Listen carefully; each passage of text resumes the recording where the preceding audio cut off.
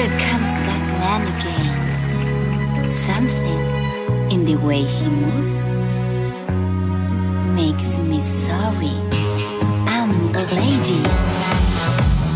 Hello, stranger, you're a danger to the law and order here. They don't like men like you in our city.